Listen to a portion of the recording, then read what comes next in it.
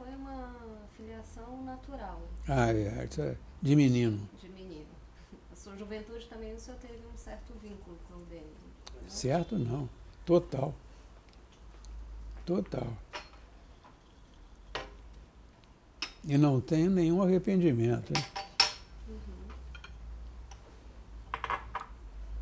Ministro, então não havia muita separação entre a vida na faculdade, na UEG, e a vida política.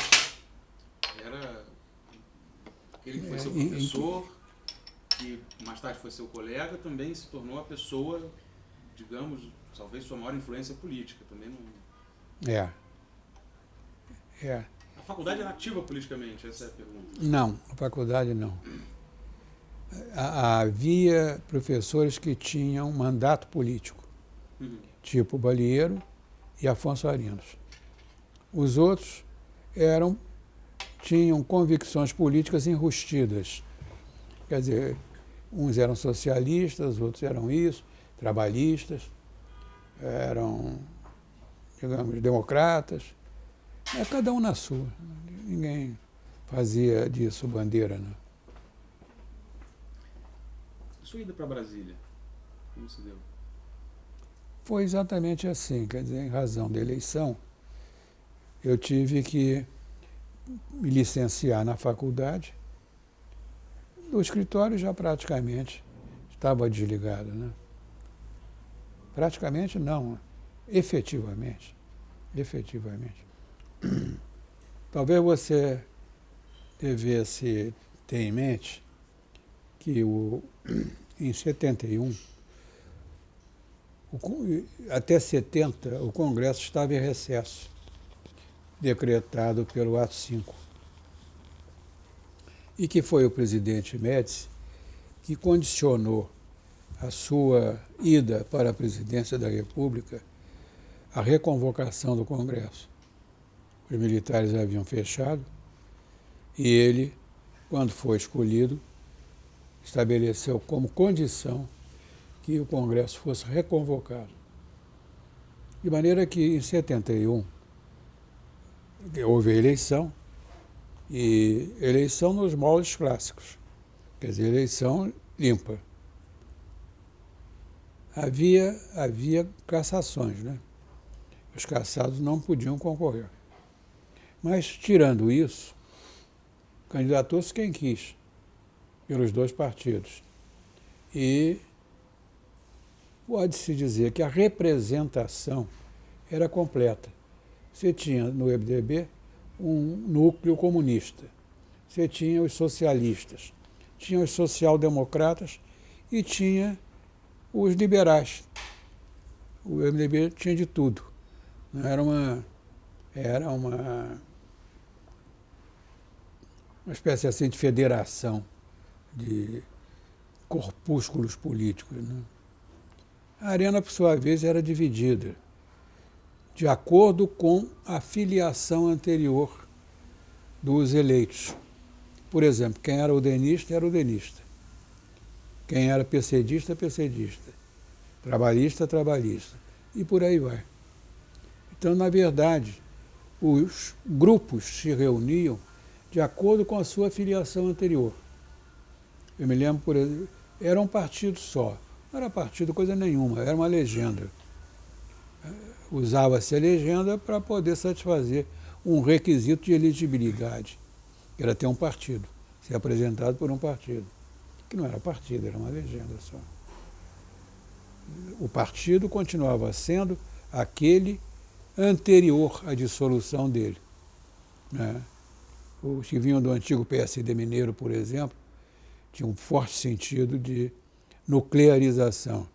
Nós, udenistas, também. E assim por diante. Um exemplo curioso é que, quando eu fui eleito, eu fui, por assim dizer, empurrado pelos udenistas, né? Pelos velhos udenistas. Eu era a nova geração udenista, o que havia sobrado, né? As estrepolias da República de 46. Então, quando eu me apresentei no primeiro dia, a gente tinha que se apresentar ao apontador de presença, Oswaldo. Ele ficava no saguão. Eu me apresentei a ele, disse meu nome. E ele disse, ó, deputado, o presidente, que era Pereira Lopes, está aguardando o senhor. Eu digo, a mim? É, está ali aguardando. O senhor, por favor, vá ao gabinete dele. Ele deixou aqui o recado. Logo que o senhor se apresentar. Pereira Lopes era um velho udenista. E ele estava indicado para ser o novo presidente. Não haveria dúvida de que nós o elegeríamos. E eu me apresentei, ele disse, olha, muito prazer e tal. Eu pedi que o senhor viesse aqui, porque o Balieiro me falou muito bem do senhor. O Balieiro já tinha ligado para ele, para fazer a boa intriga, né? E eu vou lhe dizer o seguinte, nós aqui, nós, né, udenistas, estamos aqui numa companhia muito variada, né? E eu vou me apoiar no senhor. Sei que o senhor é professor, não sei o quê. Blá, blá, blá. Ele era médico. Era um homem extraordinariamente bom. E, não, dito e feito, né? Tudo que era importante ele mandava para mim. Tudo, tudo. Aparecia um projeto. Por exemplo, o projeto do tipo que... ele inventou de criar uma comissão para reformar o processo legislativo. Era importante naquele momento, porque, de fato, o Congresso funcionava sem nenhum apoio. Era cada um por si, Deus Nosso Senhor por todos. Então era preciso criar uma estrutura, né, de apoio legislativo, regular o lobby, que era uma novidade, fazer, enfim, quantas mudanças fossem necessárias para permitir que o trabalho legislativo fluísse e alcançasse os objetivos que se deve propor. A melhor legislação possível, você ter fonte de consulta e por aí vai. E, claro, me nomeou no relator, né? Então foi um começo de trabalho muito bom. Quando chegou na hora das comissões, para a Comissão de Justiça, que é muito requisitada, mandou para a Comissão de Justiça. E eu passei a ser uma espécie assim de relator obrigatório de tudo que era matéria importante, matéria constitucional. E por aí vai. Foi a sua primeira comissão? Foi a primeira comissão. A primeira comissão permanente e a primeira comissão especial, que foi a da reforma do processo legislativo. Quer dizer, trabalho não faltava. Para a minha felicidade, né? Porque você ficar de papo pro ar em Brasília naquele tempo era se condenar à morte, né? Era uma cidadezinha ruim, né? Naquele tempo, hoje não. Mas era um horror. E aí começou-se a formar grupos de camaradagem, não eram políticos, não. O primeiro grupo era o do que morava no Hotel Nacional. E é natural, né? Nós íamos cedo para o Congresso. Trabalhava-se mesmo. 7 horas da manhã já estava tomando café e rumando para o Congresso, né? E no Hotel Nacional moravam senadores, deputados. E quando você voltava, jantava no próprio hotel, não tinha nem restaurante em Brasília, era um horror mesmo. E jantava e depois ficava ali pelas mesas, na piscina, batendo papo até a hora que o sono obrigasse a ir para o quarto. E isso criou uma camaradagem muito grande, mesmo entre contrários, sem nenhuma distinção de partidos, de ideologia, de nada disso. Era a convivência. Era o simples fato de você estar ali, no fim do mundo, né? Como se tivesse sido sequestrado, né?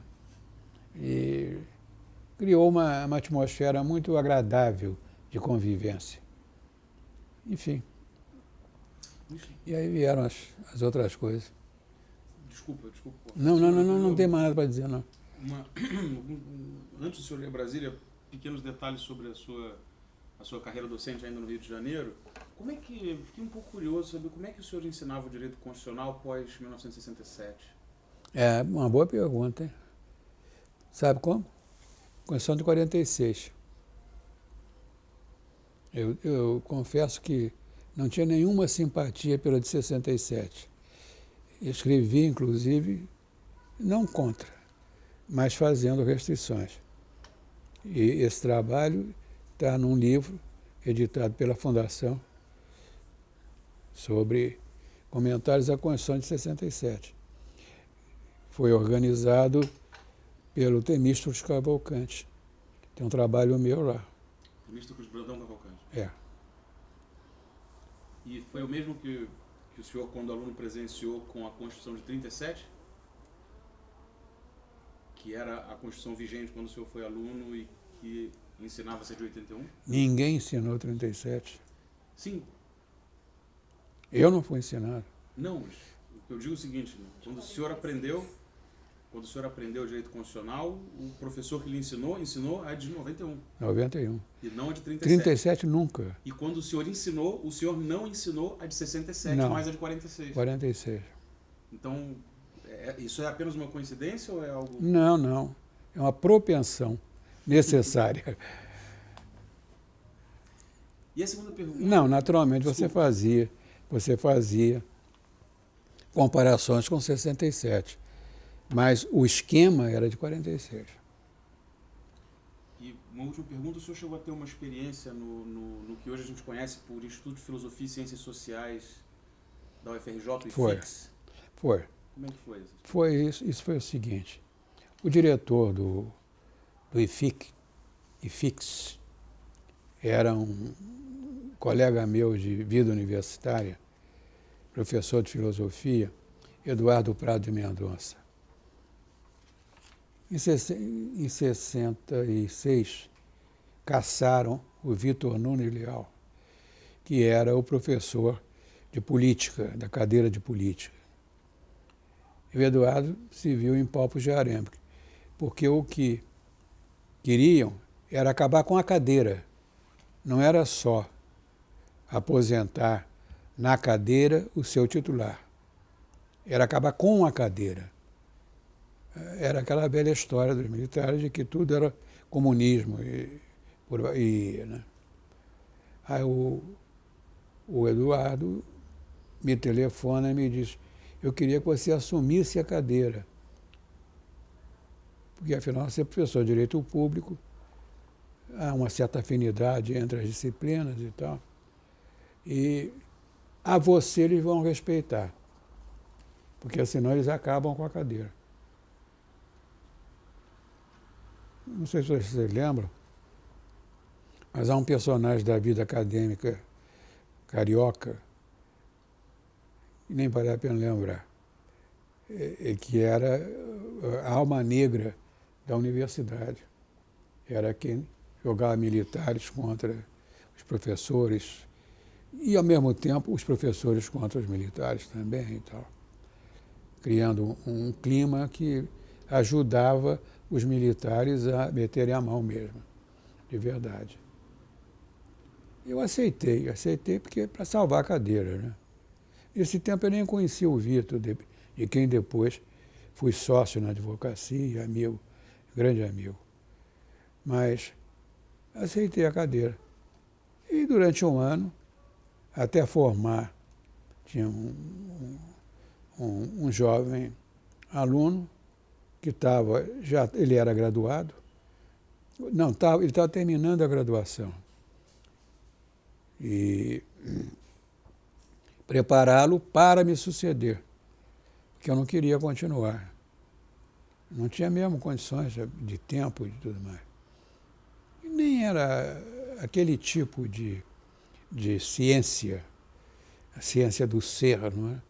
Não era propriamente, não era, nem é a minha preferência. A minha ciência é a do dever ser. E o fato é que quando terminou o ano letivo, eu o considerei preparado, passei-lhe a cadeira e fui à vida, né? E qual era o programa da disciplina? Não tinha programa. O senhor trabalhava com que obra? Na verdade, era uma cadeira feita à imagem e semelhança do Vitor. A obra clássica dele é Coronelismo, Enxada e Voto. Se você dissesse que qual é o programa, perguntasse qual é o programa da cadeira, é o livro. E o senhor adotou? Não, Esse não. livro, o senhor... Eu usei o livro onde me parecia que era o caso, mas fiz um programa ad hoc, né? Um programa ad hoc. O que é, minha filha? Não, só estou olhando vocês. Ministro, o senhor iniciou seu primeiro mandato parlamentar antes do golpe militar, em 1964. É verdade. O senhor poderia ter alguns comentários sobre a vida pré-intervenção militar e pós no parlamento? Há um corte drástico. Pré, que você tem, é uma exuberância de opiniões políticas. A Assembleia, por exemplo, aqui do Rio, era notável entre todas as assembleias do país e rivalizava, num certo sentido, com o Congresso, porque ela tinha representação de tudo, da extrema direita à extrema esquerda. E o debate era muito vivo, era explosivo quase. E depois não. Depois, em 64, houve cassações que mediocrizaram brutalmente a Assembleia. Vieram os suplentes que na sua maioria não diziam nada. Eles eram o fruto de núcleos suburbanos, cada um pior do que o outro. Só pensava ou em vantagens pessoais ou coisas parecidas. Quer dizer, mudou da água para o vinho. A intervenção militar foi desastrosa. Bom, o senhor também tem uma atuação com um tema que vai se manter presente ao longo da sua atuação partidária, que é direito sobre raça. O senhor poderia dizer? Não, isso tem nada a ver com partido, não. Isso é o seguinte. Em 1971, 72, já não me lembro exatamente o ano, a ONU, não, em 67 primeiro, a Unesco reuniu um grupo de peritos para escrever a sua declaração sobre raça. O que é raça? Isso fizemos em Paris, em 67. Era um grupo pequeno, um grupo de uma dúzia e meia de professores convocados a título de peritos, que discutiu uma declaração sobre o que é raça e a redigiu. A partir daí, em 71 ou 72, já não me lembro, a ONU convocou um seminário para discutir os malfaits da discriminação racial. E cada governo deveria indicar um representante. Eu era deputado já nessa época e um dia recebo da Casa Civil um convite para apresentar o presidente Médici, que queria me fazer o convite para representar o Brasil nesse seminário, tendo em vista o fato de que eu era remanescente daquele grupo que em Paris definiu o que é raça. Foi uma conversa muito interessante porque, ao contrário do que se dizia, e se diz até hoje, eu me apresentei e eu vim fazer o que normalmente se faz. É agradecer a escolha e depois pedir instruções. Evidentemente é para a forma. Ele disse, não, eu não tenho para dar, porque o senhor entende disso mais do que eu. Os seus antecedentes estão dizendo isso. Aí ele, ato contínuo, passa para a questão da democracia no Brasil, lamentando que o seu antecessor não houvesse reconstitucionalizado o país.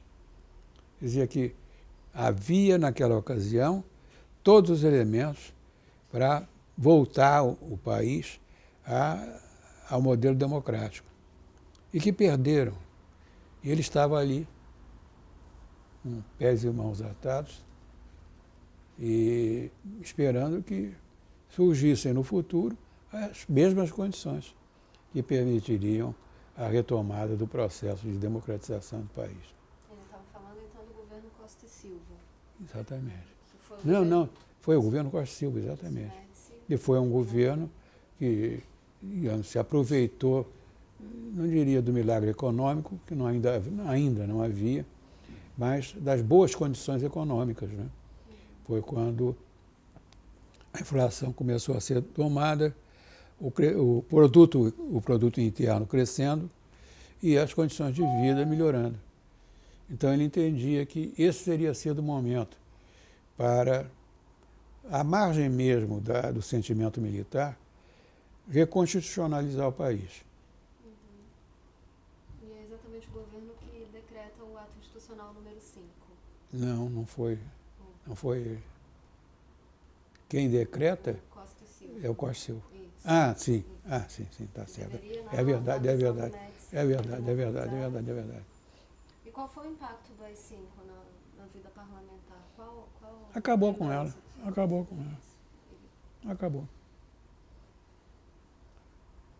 É a maneira mais singela e verdadeira de dizer. Acabou. E deixa à margem uma personalidade importante da UDN nesse período, que é o Carlos Lacerda. Ah, sim. Não mais da UDN, né? Não, aí já não é mais a UDN, é Carlos Lacerda e lacerdismo, né? Ele foi, na verdade, a maior vítima do AI-5. Ele e o Juscelino, os dois. Porque o processo eleitoral, que era a alternativa viável para a democratização, foi para o espaço. A eleição direta já estava na rua, né? Juscelino e Lacerda. Todos os dois achando que iam ganhar. E, portanto, o processo realimentado, né? Pelas esperanças dos candidatos. Ou pela esperança dos candidatos. Pois bem, o AI-5 que faz? Acaba. Eleição indireta. Ninguém imagina o que isso causou. Só quem viveu. O senhor poderia falar sobre a sua participação no projeto de reformulação do Código de Processo Civil?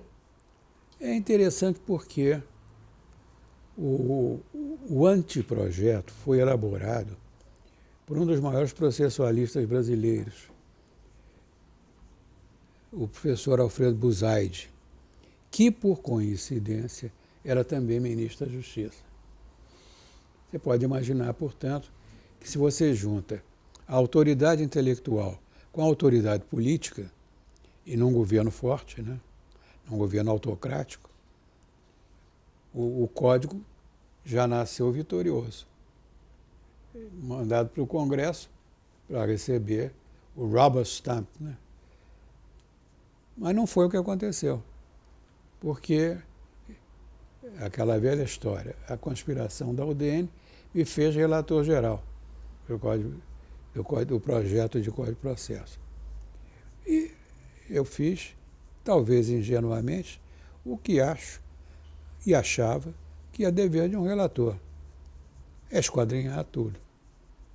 Então, a elaboração, que era para ser ultra rápida, virou Convoquei tudo que era jurista, tudo que era processualista nesse país para opinar. Você se lembra de alguns, ou quem sabe até de todos? Lembro. Luiz Antônio de Andrade, o autor dos livros, como é?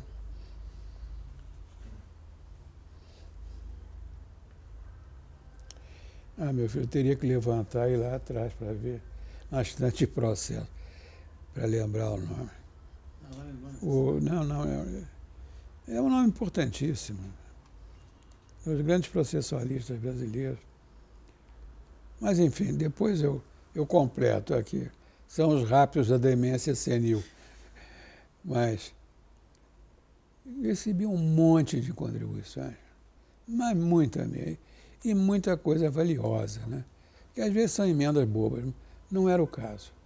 Havia coisas de só menos, poucas, mas, de um modo geral, era coisa de valor, sabe? E aí, fui transformando isso em emendas minhas, emendas do relator. Cheguei a apresentar 150 emendas. E o que acontece? É que o governo aí endureceu. Um dia, o ministro Leitão de Abreu, que era o chefe da Casa Civil, me diz, olha, a ideia é que quando um projeto de lei sai aqui do Planalto, das mãos do presidente, o dever do partido é de apoiá-lo irrestritamente. Não. Não é assim que eu vejo as coisas. Não, a minha formação não me permite sequer pensar em pôr isso em prática. E eu vou apresentar minhas emendas, já estão prontas, já foram apresentadas, não vou retirar nenhuma. Agora, o governo tem a maioria parlamentar, derrota o que quiser. Né? Eu vou fazer a defesa do que apresentei e assim foi. Quer dizer, mesmo com toda a resistência da bancada do governo, eu consegui aprovar umas 40, 50 emendas. O senhor tinha relação com o professor Buzaide, à época? Hein? O senhor tinha relação com o professor Buzaide, à época? Tinha. Acadêmica, né? Ele era professor da USP. O senhor tinha alguma relação com a USP? Não tinha. Não. Mas no meio acadêmico todo mundo se conhece, né? E ele, sobretudo, porque ele era um eminente professor. E era mesmo, com toda a razão. Problemas políticos à parte, e preferências políticas dele, ideológicas, etc. Ele era um homem de extrema direita, né? E independente, o valor científico dele é indiscutível. Ministro, em 71, seu mandato na Câmara dos Deputados, no STF está o Leomar Baleiro e o Adolfo É verdade. Cardoso. Como era a relação entre vocês nessa época? Era a mesma de sempre. Nada se alterou.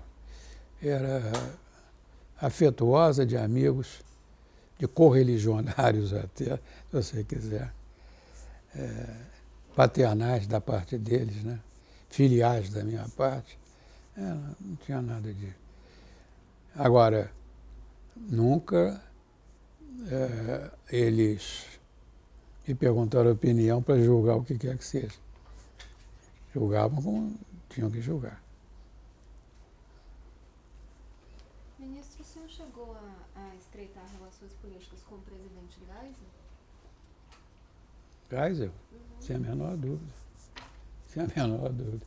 Eu fui líder da maioria, por indicação dele, e depois, quando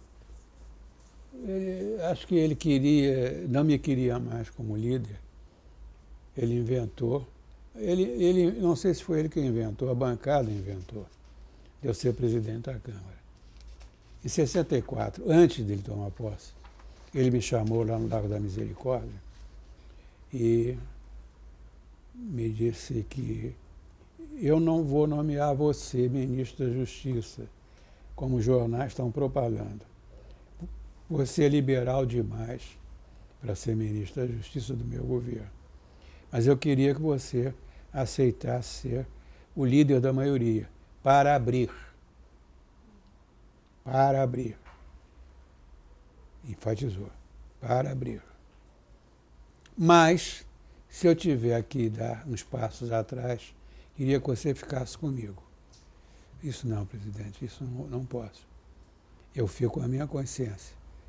Eu já padeci dessas contradições por razões até de ética. Por exemplo, quando o governador Carlos Lacerda, de quem eu era secretário de governo, brigou com o presidente Castelo, ele alimentou, foi a linha dura. Quem acabou ganhando com a briga dos dois foi a linha dura, que fez o AI-2.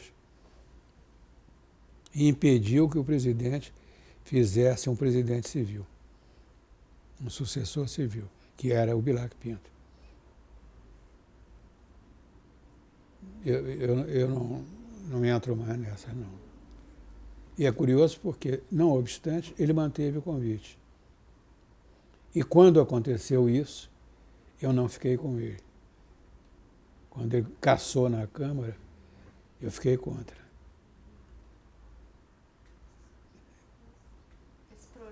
Esses passos atrás, na prática, foram materializados por meio das cassações? São cassações.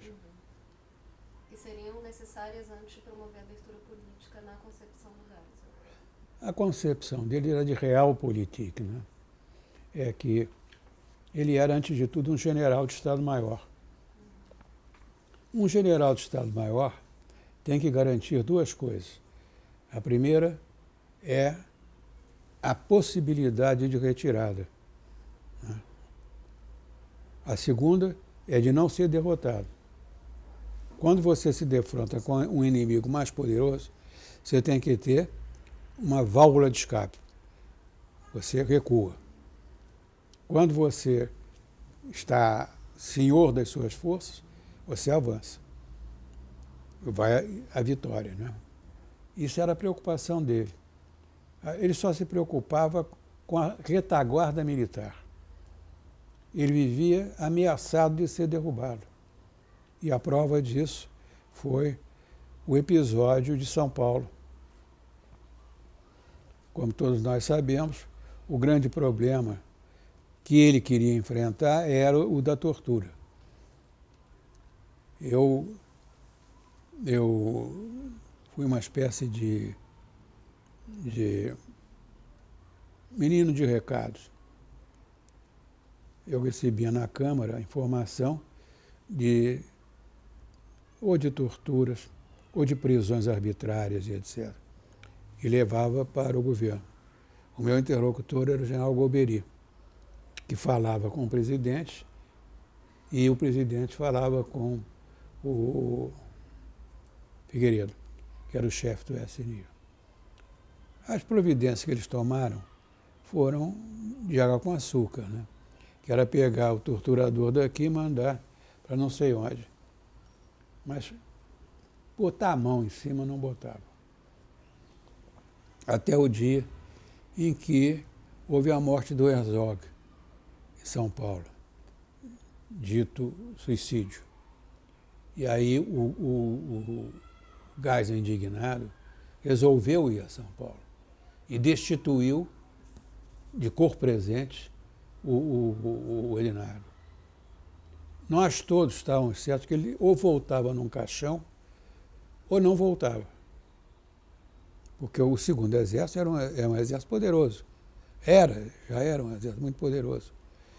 E muito organizado, né? E na repressão, então, era brutalmente organizado.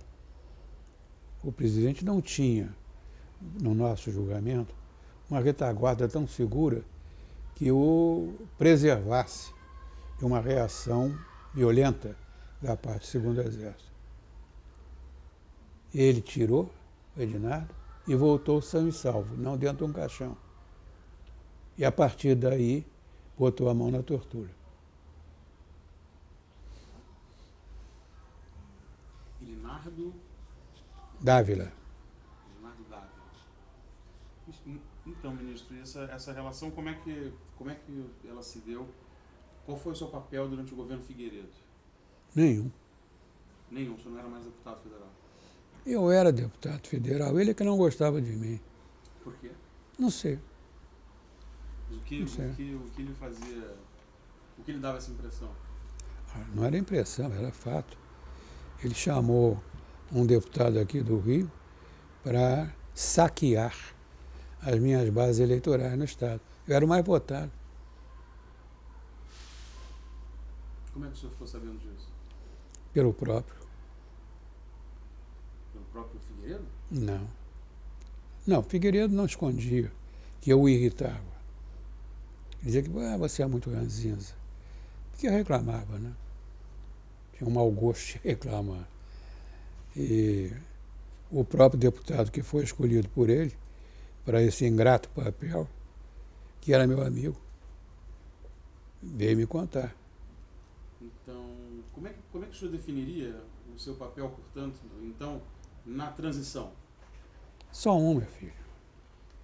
Era de lutar para que a transição chegasse à sua finalidade, que era restabelecer o Estado Democrático de Direito, mais nada. E como é que o senhor fez isso? Hein? Como é que o senhor fez isso? Como se deu essa luta? Porque Não, sabemos eu que... não fiz. Eu era apenas um pequeno operário.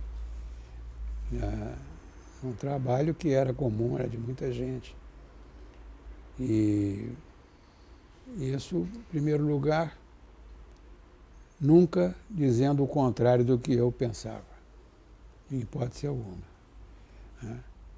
Houve uma época, desde 71, quando eu fui eleito deputado federal, que choveram os convites para eu falar na Escola Superior de Guerra, na Escola de Guerra Naval e por aí. E o tema era sempre o mesmo. Era a volta da democracia. Estado Democrático de Direito, como ele é, como ele funciona, como ele é compatível com as situações mais adversas que você pode imaginar.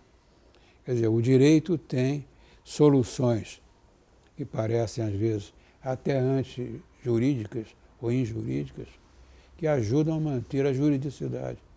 Estado de sítio, por exemplo. Enfim, medidas que permitem ao Estado se manter contra os seus inimigos. Né? Mas sem nunca violar os direitos individuais. Né? A incolumidade física das pessoas, etc. Até que, numa palestra na Escola Superior de Guerra, eu tive também o mau gosto de tratar do problema da tortura na Escola Superior de Guerra. Isso teria ocasionado a demissão do general Rodrigo Otávio, que era o comandante da escola. Jordão Ramos? Hein? Rodrigo Otávio Jordão. Yeah. Que viria a ser ministro do SM.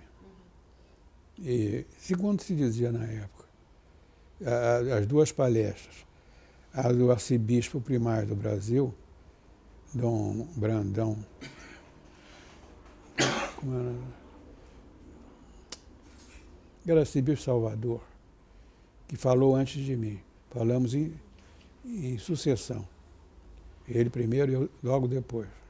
Ele uma semana ou na outra. Isso que as duas teriam contribuído para a queda do Rodrigo Otávio.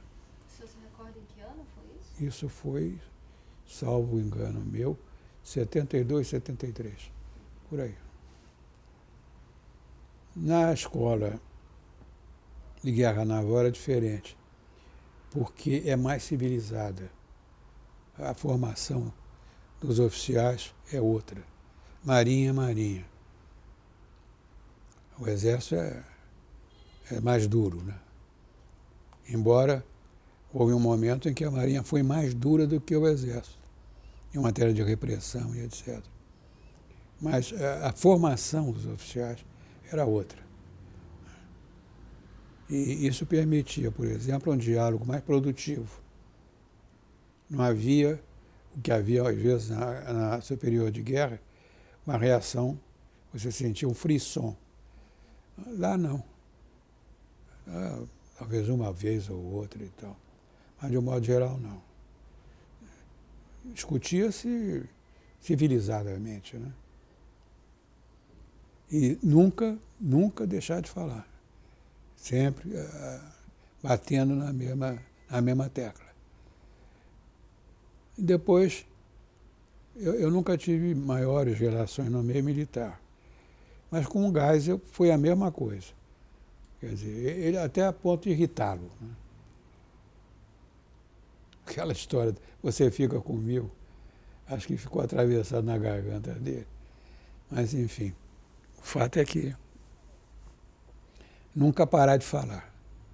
Falar sempre, né? Cobrar sempre. Era isso, mais ou menos. E, ao mesmo tempo, fazer tudo na esfera do legislativo para que as coisas marchassem nesse rumo. Por exemplo, não sei se vocês já ouviram falar da emenda das prerrogativas. Foi um momento em que o Congresso quis restabelecer as suas prerrogativas de poder legislativo. E o relator fui eu. Nós perdemos por 4 votos. 4 votos contrários do MDB, daqui do Rio, fiéis ao Chagas Freitas. Grande parte do MDB votou conosco, como não podia deixar de ser, e uma parte grande da Arena também. Mas, por 4 votos, perdemos, todos do MDB do Rio. Outra coisa importante foi a atuação na esfera internacional. Em virtude daquelas brigas constantes que vinham de trás, de muito trás, no Congresso, pelas viagens, né, ao exterior, que eram sobretudo da União Interparlamentar. Para apartar uma briga, eu era presidente da Câmara, inventaram de eu ser presidente do Grupo Brasileiro da União Interparlamentar, o que me obrigava praticamente a ir a todas as reuniões da Interparlamentar, que se realizavam em diferentes países. E aquilo para mim era um problema porque eu não queria, como a coisa aqui estava muito insegura, né? Eu não queria sair daqui. Mas não tinha jeito, porque se não fosse, provavelmente ia acontecer alguma coisa ruim. Porque o pessoal não sabia o que fazer. O Brasil era cobrado em todas as reuniões pelas cassações e violações dos direitos parlamentares. E era preciso responder. Você não pode deixar, né, pura e simplesmente, que falem e não tenham resposta. Eu adotei uma linha. A linha era essa. Tem toda a razão. São violações, elas acontecem. Elas são menos drásticas do que de outros países que estão aqui. Que além de caçar os mandatos, fazem restrições de direito civil, prendem e etc. e tal, o parlamentar que perdeu o mandato. No Brasil existem punições também, mas geralmente não atingem os parlamentares que perderam o mandato. Mas o que eu quero dizer é o seguinte: parlamentar que, digno do nome, está lutando para que isso acabe no Brasil. E todos nós estamos empenhados nisso. Isso era um bordão. Toda reunião eu tinha que repetir a mesma coisa. Estamos de acordo, é verdade.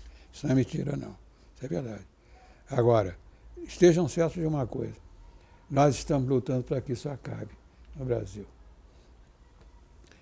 Na última reunião, antes e depois da revogação do Ato 5, foi em Praga. E aconteceu um fato muito curioso. Era um tipo de reunião em que só pode falar um representante de cada país.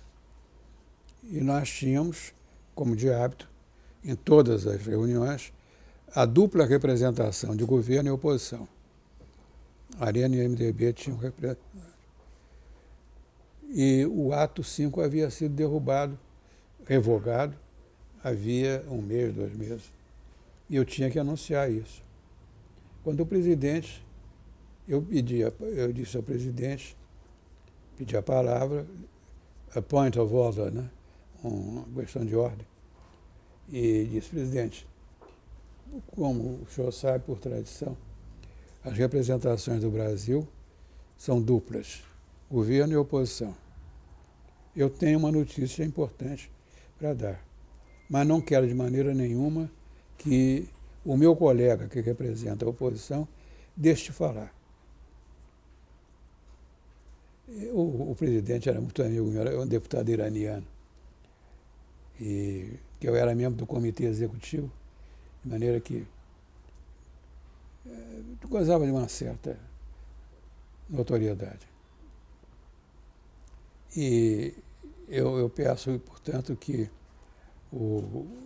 a palavra seja concedida ao meu colega, que representa a oposição. Era o Paz de Andrade. O Paz de Andrade sempre pedia que eu fizesse. Ele escrevia o discurso dele. E sempre pedia para eu fazer a tradução para o francês. Eu fazia com a maior fidelidade, concordando ou não concordando com o que ele havia escrito. Ele fez lá a arenga dele, não foi feliz, porque deu azar, né? Logo depois que ele acabou de falar, eu estava conformado, mas confiando no meu amigo iraniano, ele disse que ia abrir uma exceção e me deu a palavra. Aí eu anunciei a revogação do ato, e etc. e tal. Eu recebi na vida 2 standing ovations. Uma, quando consegui, no seminário da ONU, em Yaoundé, no Camerun, aprovar o relatório sobre os malfeitos da discriminação racial. E era uma brigalhada também danada. Aí, quando foi aprovado o relatório, foi uma standing ovation. Bonito, um negócio que me emocionou muito. E a outra, hein? Quando foi isso? 71, 72, no Camerun. E a segunda foi essa, em Praga, quando eu anunciei a revogação do ato. Foi a mesma coisa. Todo mundo se levantou e aplaudiu. E o pobre do Paz de Andrade ficou acachapado. Bom, nesse mesmo período, nós observamos o fim do bipartidarismo e a criação de novos partidos políticos. É verdade. E o senhor tem uma influência grande, nesse cenário. Você poderia discorrer um pouco sobre isso? Bom, o fim do bipartidarismo era previsível com o fim dos atos institucionais, né? Que, na verdade, foi um ato de força a extinção dos antigos partidos. Ninguém pediu. Veio como um raio do Olimpo. E a grande maioria estava satisfeita com os partidos que havia. E todos recebemos como um ato de força, uma imposição,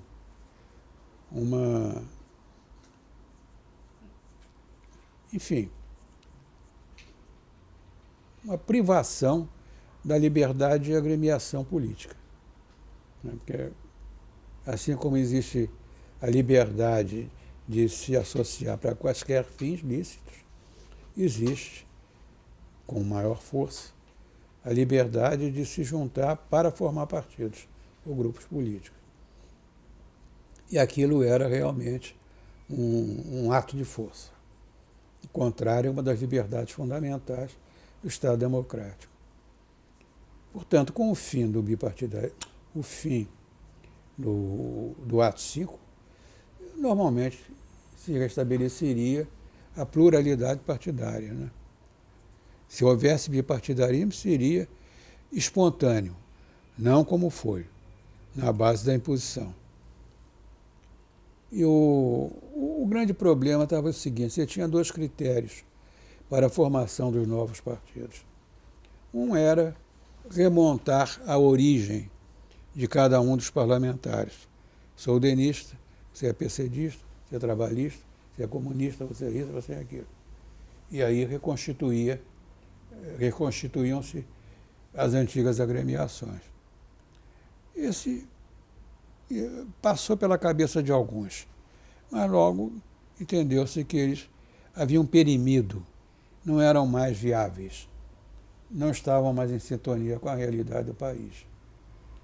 Então tentou-se agrupar por tendências de centro, de direita e de esquerda. E resultou no que resultou. O PMDB, na verdade, continuou sendo uma espécie de federação de núcleos ideológicos. Né? O que segurava o MDB, o cimento, era o fato de que ele se tinha tornado majoritário e tinha esperança de vir a ser mais majoritário ainda, na medida em que continuassem juntos, os grupos continuassem juntos. Não era porque se amassem, se entendessem, pelo contrário, brigavam, que não era brincadeira. Mas, enfim, era a esperança de chegar ao poder pela união, não pela desunião. Você tinha um exemplo disso clássico, que se tornou clássico. Era o Tales Ramalho, de um lado, com Tancredo, que formaram depois o Partido Popular, PP. Se desligaram porque achavam que o Ulisses estava indo muito para a esquerda.